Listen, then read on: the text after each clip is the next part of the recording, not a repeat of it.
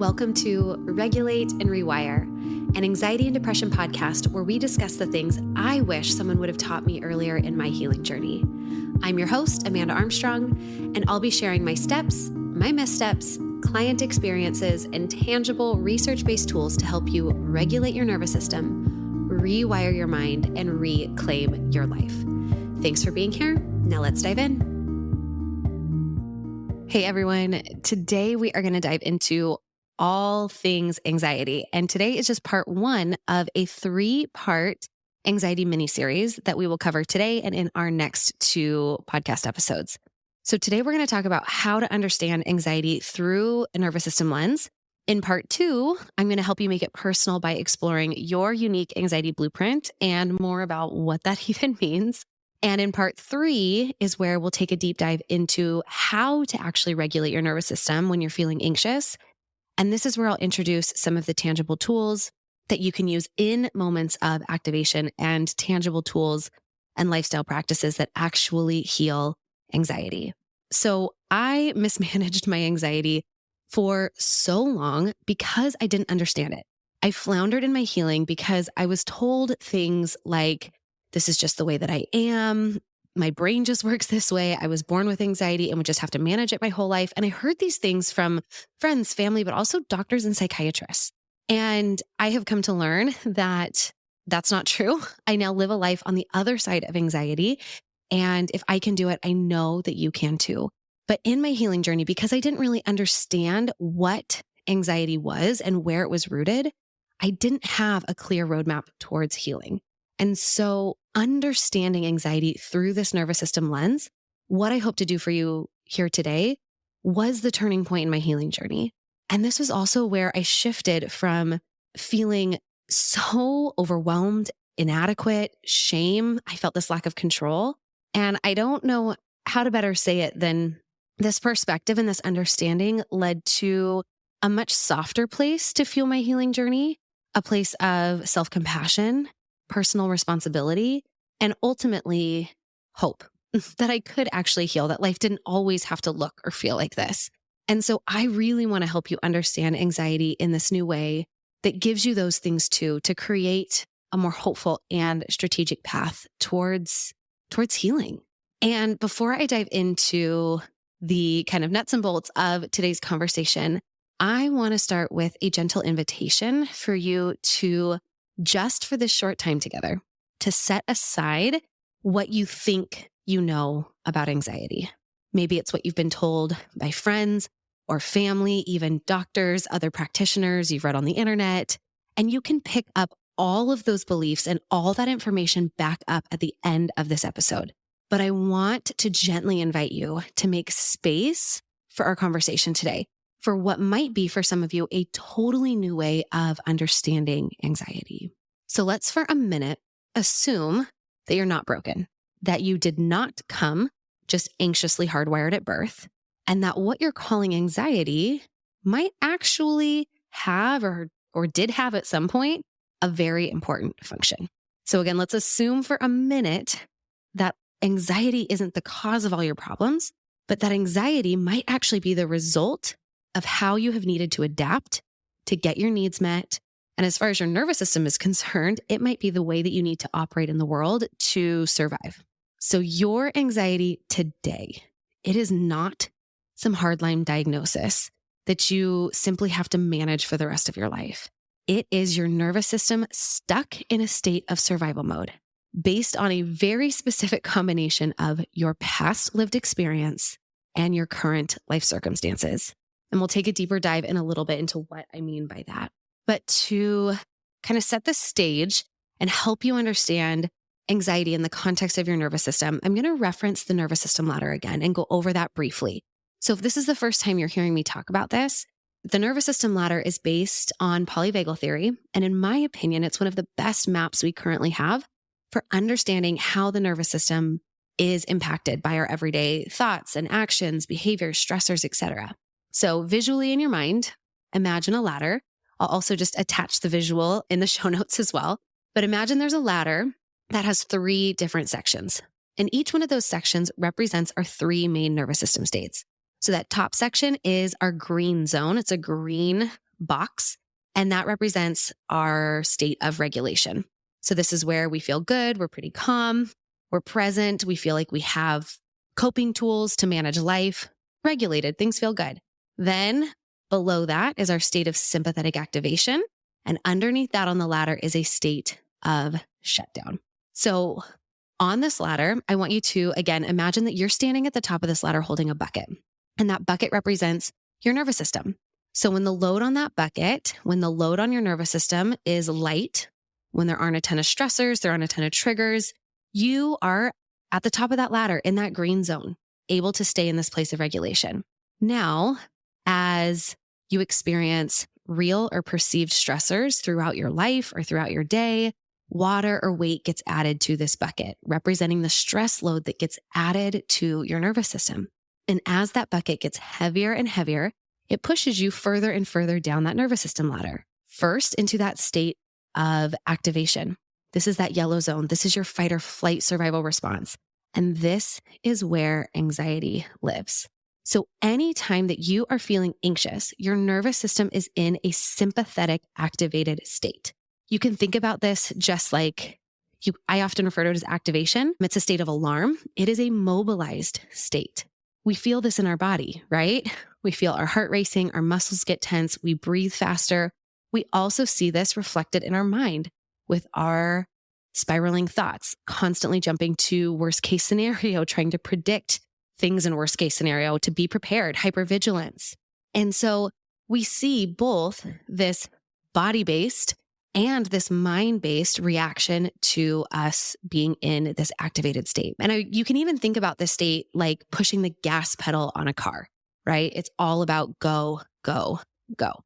Now, understanding that there is both kind of this physiological experience, this experience in our body when we're in this state, and also that translates to a different mindset, right? Our thoughts are spiraling, etc.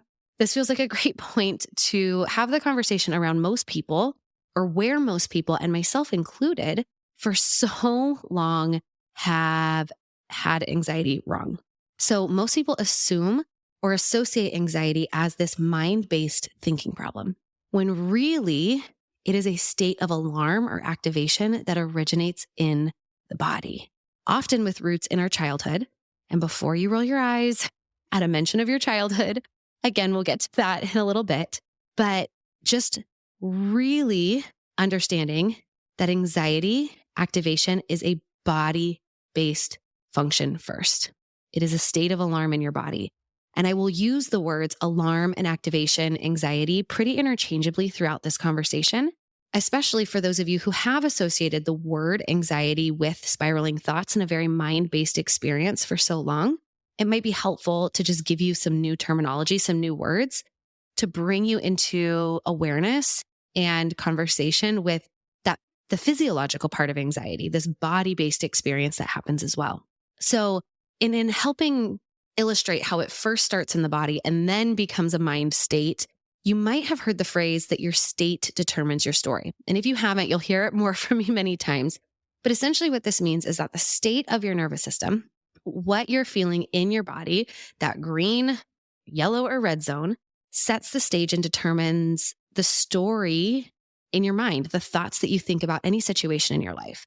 So the example that I use most often for this is to imagine that you have a friend who always texts you back pretty quickly, but this time it's been hours. So on a day when you're feeling anxious, your brain is probably going to offer up the story that they're mad at you or they've been in an accident, something's gone wrong. Did you say something wrong? You're going to reread that text a bunch of times.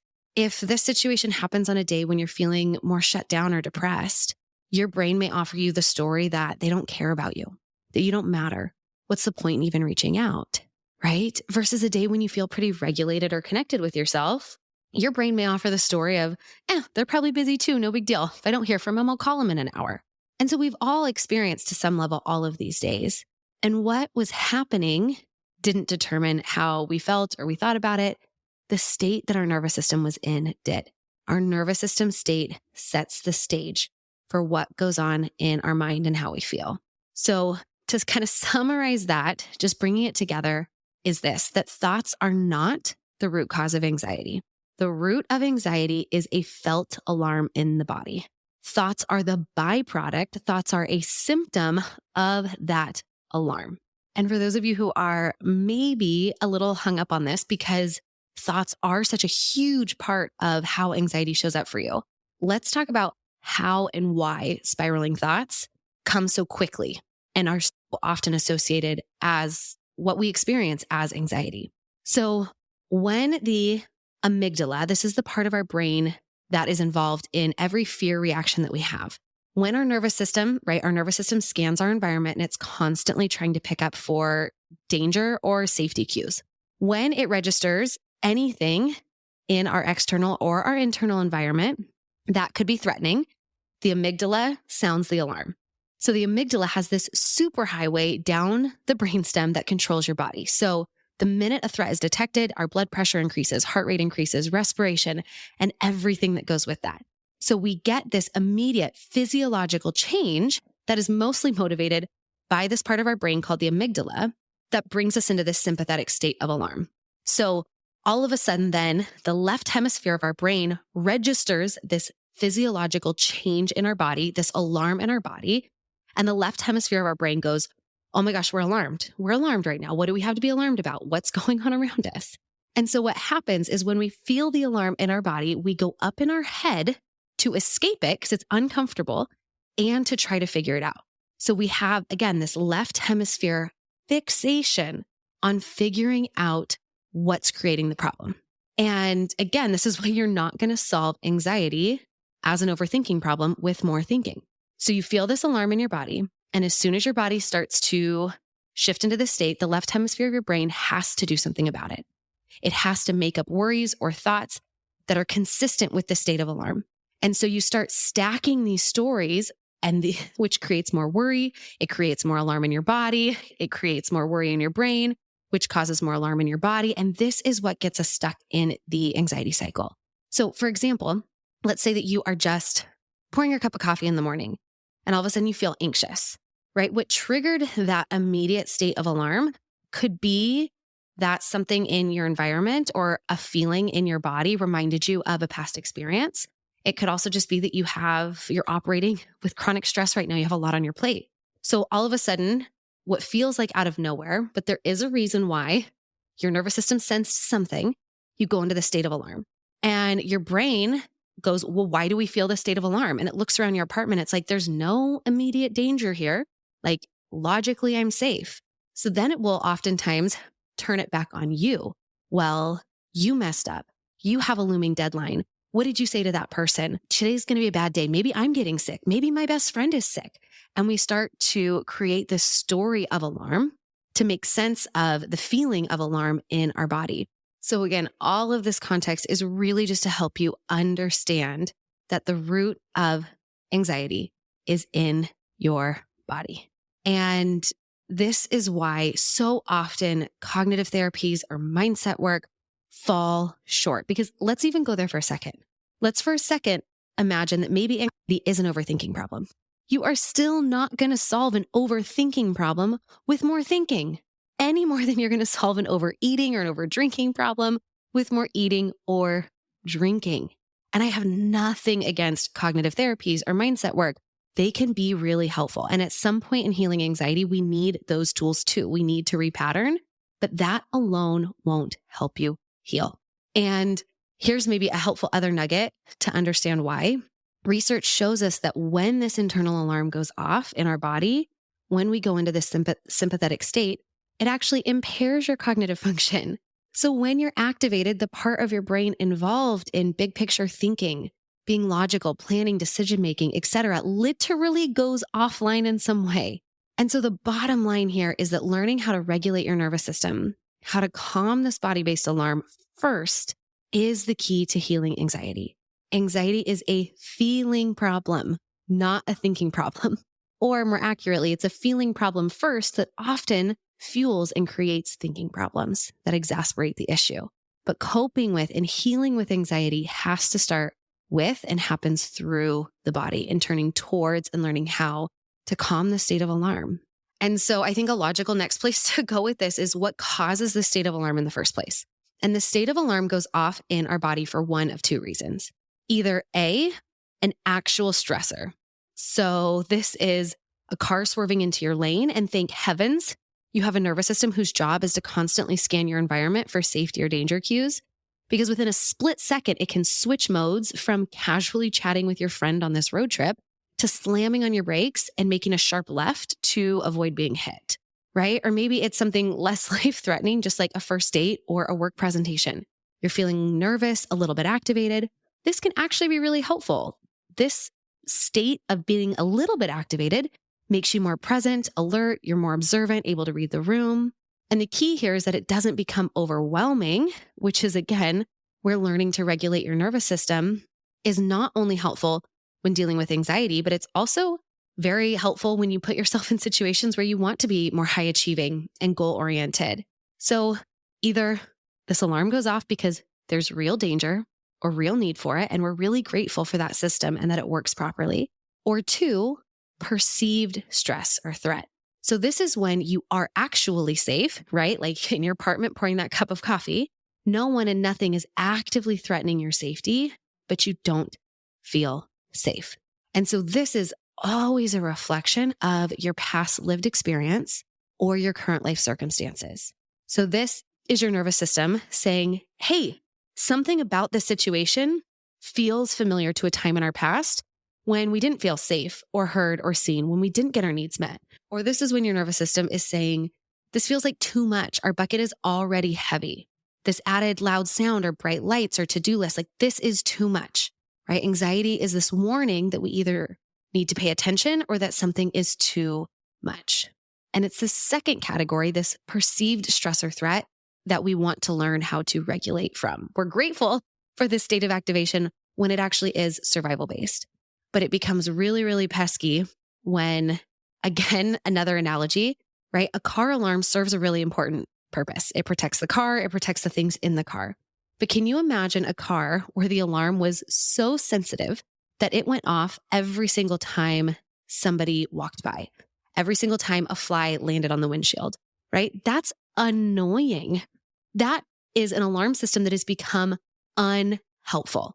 And because of your past lived experience, whether that's, just trauma or chronic stress and your current life circumstances and the stress load that holds, some of our nervous systems are stuck in this state of activation.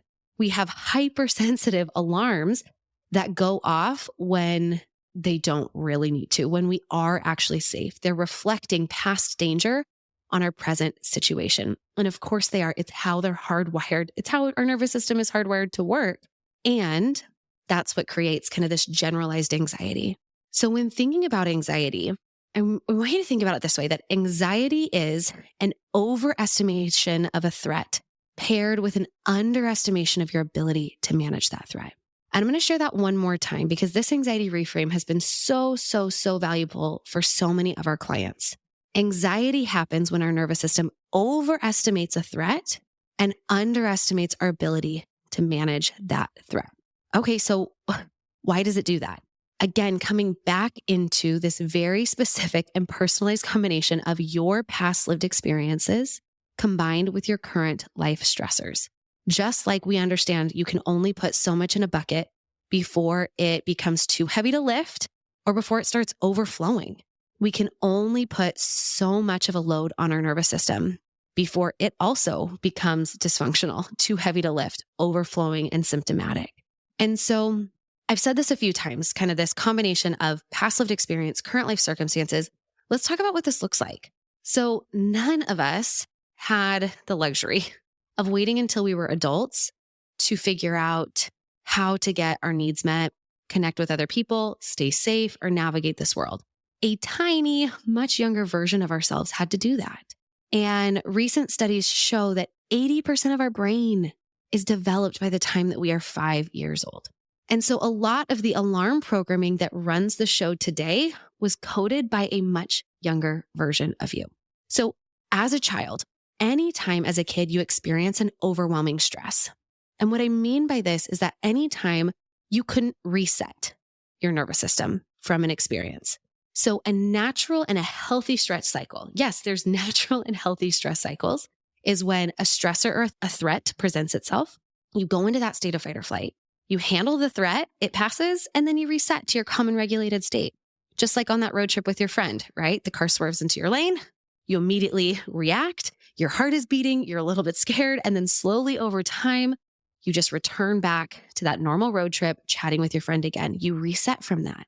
But if you grew up in a chaotic environment with unpredictable or emotionally immature parents, maybe even absent parents in more severe cases, if there was instances of abuse, etc., your nervous system might not have had a chance to get to a place of reset before it needed to be on high alert again. Or maybe if you simply had parents that weren't great at self-regulating themselves. And so when you would have age-appropriate outbursts, they sent you away to deal with your big feelings, or maybe you got in trouble for them, as opposed to what tiny humans really need in that moment is for well-regulated adults to hold space for that emotional intensity that is developmentally totally appropriate until the intensity of that passes, and then provide safe communication and context. So I'll give you an example of this because I feel like a lot of times I talk with clients who are like, but my childhood was pretty good and I don't know why I have anxiety and like I didn't have abuse, etc. It could simply be that your parents didn't have self-regulating skills. And when they didn't have those skills, of course, you don't have those skills because they weren't modeled for or taught to you. They weren't in many ways modeled for or taught to me. I, as an adult, have had to take responsibility for understanding my nervous system and teaching them to myself so that I can model them for my children. So I have a 2.5-year-old little boy right now, and he was riding his bike in our front yard, and he knows that he can only go to the yellow line and back because on the other side of that yellow line is this weird like driveway street thing. And he's 9 out of 10 times, at least up to this point, has never crossed that yellow line. Well, yesterday he decided to go past that yellow line.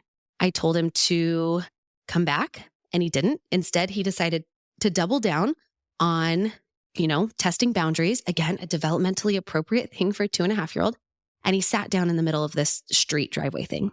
So I told him, you need to get up and go back to the yellow line or I'm going to pick you up because it's my job to keep you safe. He didn't get up. So I picked him and his bike up and we went kicking and screaming back to the house. And this resulted in 20 minutes of absolute meltdown. My kid is angry. He's sad. He's disappointed. He's frustrated. He's trying to open the door. And I sat there with him and I just let it play out. It's not my job to determine whether this is a big deal for him or not. It is my job to hold safe space while he experiences totally normal emotions. And occasionally I would say like, I know you're mad. It's okay to be mad. It's still my job to keep you safe. Or like, I'm here if you need me. I'd offer him distractions like, would you like water? Do you want space or a hug? I'm here if a hug would help you calm down. I want you to have fun and to play, but I also need you to be safe. And that's my job as a mom. Your job is to listen when I need you to be safe, right? And as I'm saying these things, 90% of them were totally pushed off. And some of these statements even escalated him. But on about the 5th time I offered him a hug or to hold him, he came over and I held him and we took deep breaths. And for about 2 to 3 minutes, we just stayed in that space. And then we got to a place where he was regulated and I could have a conversation with him about it, about why it was important that he didn't go into the street and why it was important that he listened to mom in those situations. And he understood. And then he goes, okay, I'd like to try again. I said, of course, let's go back outside and try again. This is an example of of space being held for a child in a way that they can reset from a developmentally natural and normal stressful situation. Now, I don't do this perfectly. Last week, I wasn't able to regulate myself and I did yell and that was scary for him. And we did get to a point where we talked about it and we're days and days later and he's reminded me like, oh yeah, Mad Mommy yelled. And I said, yeah, she did. And I did that because I was really overwhelmed. Mommy had a hard time staying calm. I don't write this story that mom yelled because you were bad. I write this story of mom yelled because she was having a hard time regulating herself. As parents, we're going to frustrate our children. As parents, we are going to show up in ways that feel less optimal than the parenting we'd like to. But this is what helps children learn how to self-regulate, not by being perfectly regulated parents, but by being willing to be in this process of learning and teaching with our children. And we'll have future conversations about, regulating as a parent or, helping to regulate your children. All of this is just to illustrate what I mean when I say reset. And anytime as a kid that you experienced an overwhelming stress where you did not get this reset, where you didn't get to come back into a place where you felt totally safe, that excess stress energy didn't just dissipate or discharge, it got stored in your body, literally in your fascia, in your muscles, in your tissue. And over and over and over again, if this happens, we start to have a reset baseline. Our nervous system is no longer mostly regulated and sometimes activated. Our nervous system becomes mostly activated because what we have learned is that our environment or our people or the places or the world is less safe than safe. So I need to stay on guard. And your nervous system remembers every single situation from your past where you felt alarmed, you didn't feel safe, seen, supported, you weren't able to fully express yourself, where we had to sacrifice, some of our authenticity for the sake of getting our needs met or being attached to our parents. And we'll have a greater conversation about what I mean by authenticity and attachment in the future. But just know that a smaller version of you wrote the programming and wrote the rules for what it means to move through the world, to get your needs met. And anything in your current life that pings as familiar to any situation in your past that didn't feel safe, seen, heard, needs met, etc., the things you've heard me say a million times at this point, that body-based alarm goes off. And so we've talked a little bit about kind of what it means or what part of our past lived experiences could contribute to the current baseline state of our nervous system, but it's also impacted by our current life situations and stressors. So the reality is that we are biologically still community-based hunters and gatherers, but we no longer live in that environment. And that lifestyle isn't likely something we're ever going to go back to. And that's just a reality. But understanding how this hardwiring, how your nervous system is conditioned and how that kind of contrasts the reality of modern day life can help you create a map for how you can best use and work with the hardwiring you have in the environment that you live in, right? We live in a toxic culture that prioritizes productivity over purpose, competition over connection. We are overstimulated and under-rested. Play is deemed as frivolous and rest is seen as something, I don't know, at least for me, something that I had to earn. And I've subscribed to all of this. And taking personal responsibility and accountability that living a life of chronic stress is part of what fuels our crippling anxiety, and that you do have a say in some of that. It is up to you to decide what you want your life to look like, what hamster wheels you are or aren't willing to ride. And there are a lot of parts of this life we don't have control over, but we do need to take responsibility for the parts that we can control and how that's contributing to our dysregulation, to our anxiety, to our depression. Nervous system regulation is a lifestyle. It's not a quick fix. It's not a hack. It's not a fad, a diet. It is learning how to get back into conversation with your brain and body, to listening to yourself, and to repatterning the thoughts, the beliefs, the habits, the trauma responses that are no longer needed or no longer helpful or useful for the life that you want to live. Your anxiety is not a moral failure. It's not a personal failure. It's also not the way that you were born. There may be some genetic component to your anxiety, sure, but by and large, your anxiety today is a result of the patterns that are laid by your past life experience and your current life circumstances and the way that your nervous system interprets that and reacts based on that in your present day life. All right, let's bring this all together. What does it mean to understand anxiety through this nervous system lens? It means to understand what it actually is, why it shows up, and how you can heal it. Anxiety is activation. It's an alarm state in your body. It is your nervous system in a state of activation because of an actual or perceived threat, right? That answers the question of why does it show up? It shows up because of an actual or perceived threat, because something about your situation or your environment feels familiar to a time in your past where you weren't safe or felt disconnected. The current state of your nervous system is always this reflection of your past lived experience and your current life circumstances and the load that that's putting on your nervous system. And how can you heal it? You heal anxiety by learning how to work in and through the system, by learning how to regulate your nervous system, by turning towards the body instead of running away and getting trapped in your head. And exactly what this looks like is something that we're going to talk about more in the next couple episodes of this mini anxiety series. This reframe of understanding anxiety through a nervous system lens shifted everything for me in my healing journey. And it's such an aha moment for so many of my clients, realizing that you're not simply at the mercy of your anxiety that feels all consuming and sometimes like it comes out of nowhere, but it means really shifting your understanding of anxiety from some diagnosis you were born with, you have to manage the rest of your life, to understanding it as being stuck in a state of survival mode. That makes perfect sense based on your past and your present life. And when you can learn to regulate that activation in the moment using tangible tools to push back against that body stress response, that alarm in real time, you can turn towards that inner child and repattern and rewrite that past programming of you simply going from surviving to truly coping with and healing your anxiety. Oh man, I could spend probably forever on today's episode, but I want to wind it down and I really want to give you those 3 tangible takeaways from today's episode. And the first is this reframe that anxiety is a feeling problem and not a thinking problem. And the number one reason why so many people are struggling to heal their anxiety is because the mainstream tools and approaches are often from the neck up, they're thinking approaches. And the reason we go up into our head is because we don't want to be in our body. That's where the pain is. We go into our head because our left brain needs to make sense of this alarm in our body. But it's when we can turn towards that alarm in our body and know what to do with it that we really start to heal. And this leads to takeaway number 2, which is that most of the alarm you feel today is based on stored stress energy from your childhood. That 80% of your brain, that 80% of your operating manual that's developed by the time you're 5 on how to get your needs met, what is safe, what makes you feel connected. And this reframe of anxiety is an overestimation of a threat paired with an underestimation of your ability to manage that threat. And we overestimate the threat because one time in our past, we didn't imagine all the possible ways something could go wrong. And it did go wrong for us. And we underestimate our ability to manage that threat because we don't have a lot of context or evidence that we can. And because in those moments, we are suddenly that little child again in an overwhelming experience.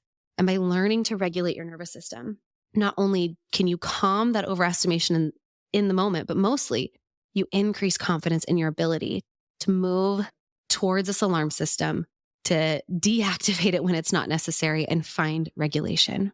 And the third thing I really want you to take away is that anxiety changes your physiology. This is an activated state, your heart rate, your blood pressure, your respiration. And there is compassionate awareness and tangible tools that can influence those systems to help you calm that alarm. And this is root cause healing versus just symptom management, meeting yourself in your body. And I'll get to those tools more in the next couple episodes. But for now, I just want the takeaway to be that there are powerful and research supported tools to help you turn towards your body, shift your state, and soothe this alarm. You can heal anxiety in real, tangible, measurable, research-based ways. And in our next couple conversations together, we are going to take a look at what some of those first steps in healing through a nervous system lens might look like. Thanks for listening to another episode of the Regulate and Rewire podcast. If you enjoyed what you heard today, please subscribe and leave a 5-star review to help us get these powerful tools out to even more people who need them. And if you yourself are looking for more personalized support in applying what you've learned today, consider joining me inside Rise, my monthly mental health membership and nervous system healing space, or apply for our one-on-one anxiety and depression coaching program, Restore. I've shared a link for more information to both in the show notes. Again, thanks so much for being here, and I'll see you next time.